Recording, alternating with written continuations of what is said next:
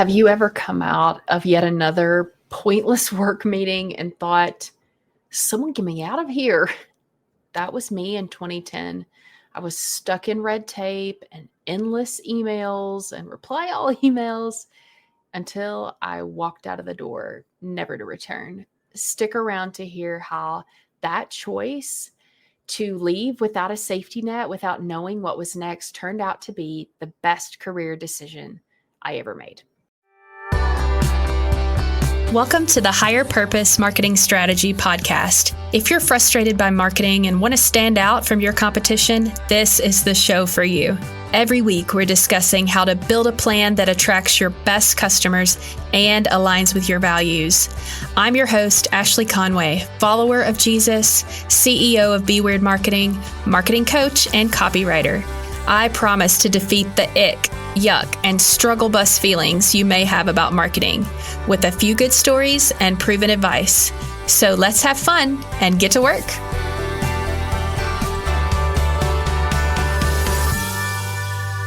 So if you caught episode 25, you know me a lot better than you did before. Last week, my 10-year-old daughter, Francesca, interviewed me with rapid fire and would you rather style questions so you could get to know me better. Why? What was the point of that? Because people do business with people, real, living, breathing people with stories and personalities and likes and dislikes. Potential customers need to feel like they know, like, and trust you before they will buy from you. So we're going to continue that theme this week. Last week was all fun and games, but this week we're going to get a little more serious. I'm going to be telling you the story of my career, including the absolute breaking point that led me to start BeWeird Marketing. So let's rewind the clock way back. I grew up in rural Kentucky. If you know the state, it was kind of in between Elizabethtown and Owensboro. My dad has, for a long time, owned a machine shop, and my mom is his bookkeeper. And I went to the county high school. So there was only one for the whole county. And our county was small enough that I remember being in class when they installed a new stoplight in a part of town, and they come over the intercom and they're like, be safe when you're leaving the building today because the new stoplight is working. You know, that was a fantastic thing. That stoplight was very much needed, but that tells you exactly how small my high school was. I think I had 200 and some kids in my graduating class, and that was for the entire county. But kind of to stick on this high school note, I wasn't an athlete. No surprise. I'm way more athletic now than I ever was as a kid. So the organization that I was the most involved with was FBLA. I mean, when it came to taking my courses, they called it the vocational school, and that was where they had tons of business classes, keyboarding, and there were so many things that were business oriented. And then outside of class time, there was the Future Business Leaders of America, and this was like my home place, right? So I had offices that I held, at that high school level. I was elected to a regional office. I competed in all of these events, everything from public speaking to an annual business report creation kind of thing. It was so much fun for me. And it was at an FBLA conference when I went to a session, and there was a PR professional talking about what she did. I remember it so clearly. And she just kind of talked about her duties, but she was also explaining that what made her good at her job was that she was such a good communicator, both a visual communicator in speaking and a written communicator. And that really resonated me because I knew even at that point, like those are something that I am naturally gifted in. Like I don't have to try hard. It just comes naturally to me. So I automatically thought, hey, that would be a good career match. I did kind of look into it more, even back in the day, the internet was not what it was, but I could do some research on this career to kind of find out, is this for me? And I decided, yes, this is the thing. This is the path I'm going to take. So I went to Murray State University in Kentucky. It's close to Paducah. Fantastic memories there. So happy to be a racer. And I majored in public relations and I minored in marketing. But, it didn't take me long to figure out marketing was really where I wanted to be at. I think it just made sense to me. I'm a pretty logical person. It made sense to me that you will get more bang for your buck when you're actually paying to market versus when you're trying to get free publicity. That seemed so much harder. And all of marketing just made so much sense to me. So I knew before I even graduated in 2004 that marketing was the direction I wanted to go. So as soon as I graduated, I went straight into corporate. I moved to Louisville, Kentucky, and I started working for an enormous insurer there. I guess there's no point not telling you, it was Anthem, Blue Cross and Blue Shield. So I worked there. And then after I got married, my husband and I moved to Gainesville, Florida, and I went to another a corporation there, smaller though. So in 2008, part of being married to an engineer, and especially one in the medical field, is that there are only certain pockets in the country that you can do that type of thing. So we have done some moving. So I moved from Kentucky to Florida. And then in 2008, we moved to the Memphis area. And do you remember 2008? This was when recession talks, the housing industry was rough, the economy was rough. I was desperate for a job because we didn't, as always, when we move, we know no one and we are starting from scratch. I didn't know anyone. So I was desperate for something. And I accepted a position with a nonprofit as an account executive. I should not have done it. I knew that I wasn't 100% sold on the job, but I was so desperate that I would pretty much take anything. And sure enough, it was a horrible fit for me, not because of the company. It was a great company. It was because the job of an account executive, if you know about agencies, marketing agencies, it's to be a project manager, to make sure that everything happens on time, on budget, that everyone's doing their part. But that meant that I wasn't really creating anything. I wasn't writing anymore. And it was soul sucking. It felt like babysitting to me, that I was just going from one person to the another. Can you make this on time?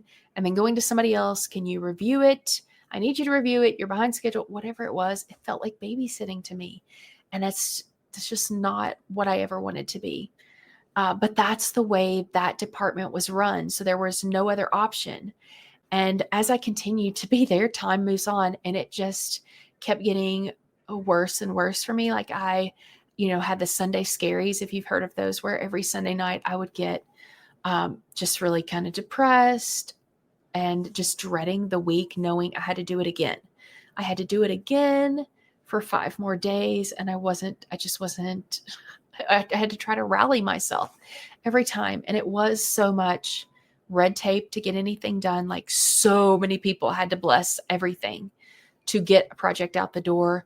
There were endless meetings that I went to and then walked out and thought, what was the point of that? Did we actually accomplish anything? And that to boot, it was you spend so much time in meetings. How are you supposed to get your actual work done? I could never figure that out. And then all of the, it was still a corporate-ish environment where it's let's reply all on every email so we can cover ourselves and make sure everyone knows that we're doing our part. And it was just so much of that. And it was just really bringing me down. I tried to apply because the company was good. I tried to apply for open positions outside, in a different department that was something totally different, that was more creative. And I had a good lead on one of them. I had a really good relationship with the manager for a different job and the other people on the team. And then the company put on a hiring freeze. And that was kind of the last straw for me that I'm I can't keep doing this because this is affecting, not only do I not like what I'm doing 8 to 5, when I come home, it is stressing me out knowing I have to keep doing it. And I could not find a way out. And that was the last straw. So in 2010, I quit that job and I had no great plan. There was no other job lined up. There was no idea of another job lined up. I wasn't even interviewing. So I started to dabble in different things that weren't even marketing related. Because honestly, after being in that environment for so long and hating what I was doing every day for so long, I was kind of burned out. And I kind of had bad feelings about what I was doing. So I started, which is comical, wellness coaching in my gym. And then I taught a few classes and I personal trained for a little while. I joined a couple of MLMs, multi-level marketing and, the parties and the reaching out to people and all of that. But the issue was I was known as a marketer. So that's what my friends would come to me for. That very next year, 2010 was very like, try a bunch of things because I don't know if you want to do this anymore. And in 2011, a church friend reached out to me. He's a business owner. He needed some marketing help. And I was like, okay, because I really cared about the friend. I wanted his business to do well. So I helped him out. But I didn't take it seriously. Not at all. I didn't try to name a business. I didn't form any kind of I didn't get a business checking account. I didn't get a DBA. I didn't do anything because I still was very discouraged and just beat down. And I wasn't sure I wanted to do it at all, but I wanted the income. So I kept going in that vein. Like I would do a little bit of marketing. I would not do a little bit of marketing. And it was all through people I knew and people who knew me that's what I did. So in 2013, I got this big client. And it was through someone I used to work with at that job I hated. She went on to get a different job and they needed some copywriting support. So she kind of connected us and it was a huge client and a significant amount of work. And then there were other local area businesses in Memphis that I knew people there and they reached out wanting a little bit of work done. And then I'm like, okay, I have a little more time. How about and I got on Upwork and I got some different types of clients there, industries I'd never worked on before. And that was very interesting, but I still, I wasn't taking it seriously. And the amount of money I was getting didn't matter because it still felt just like something I was doing just to bring in some income because that's what I knew to do. And that at that point, I'd been doing marketing for a couple of years on my own. And I just stayed that way. I worked off of referrals only, word of mouth, and I kept busy enough. There were some years where I didn't work much at all because I would be having a baby or moving across country, or the year that there was a year period I was diagnosed with thyroid cancer and had a baby a few months after that. And then we moved here to Utah. I didn't work much that month. So it has definitely ebbed and flowed. But I never really committed mentally that even though I did start doing some of the things, I did name my business. I did, open checking accounts and do that type of thing because I wanted to be smart and keep my finances separate. But I still wasn't interested really in thinking of myself as a business owner until 2022. And I know that wasn't long ago. And the only reason I started taking it seriously then was because I finally noticed that my revenue was doubling. And I had that happen about 2 or 3 years in a row. And, when it keeps doubling, that starts to really add up. And I'm like, whether I sought it out or not, God has given me this as a business. I haven't pursued it, but this is obviously where he wants me because he keeps giving me clients that I'm not trying to get. So that was the year 2022 when I started investing in one-on-one coaching, mastermind groups. I started getting some professional help in terms of the back end of my business, getting good processes and systems in place. I really started pouring into it. But even still, now that we're 3 years past that, I have no grand ideas about building this empire. A couple of weeks ago, I was filling out this form for a course that I had purchased, and the creator, had asked us to do this pre-course questionnaire kind of thing. And her questions were like, where do I see my business in 12 months? And what do I think God is calling me to do with this business? And I struggled with those questions. It kind of felt triggering because I didn't have answers for that. And I'm going to give you a very unpopular opinion. I don't have a big business vision. I don't know. I don't have a big dream of where I want to be in 12 months. I don't do annual goal setting even now. I don't have big plans to build a marketing agency. And that has been such a struggle for me because that goes against the way we're taught to build a business. I listen to Dave Ramsey on occasion, or these other people that write business books. They're always talking about setting smart goals and knowing where you're headed and having a vision. And even if you're a Christ follower, it's without a vision, the people perish, and that's the right way to run a business. And I just kept struggling because I never felt like that was the right fit for me. When I would sit down and try to push myself to come up with this grand vision or to a dream or these big goals for a year from now, I was making stuff up. I can make stuff up, but it didn't feel authentic or right, or it just didn't fit. It didn't set right with me. So I started to think, what if the right way, the quote unquote right way, isn't the only way? Or what if it's not always the right way? Like, what if there's a season to do things like that by the book? But what if there's a season to do things differently? Because in most of life, there isn't a one size fits all solution that works for everybody. We do operate in this gray area in between. It's not black and white.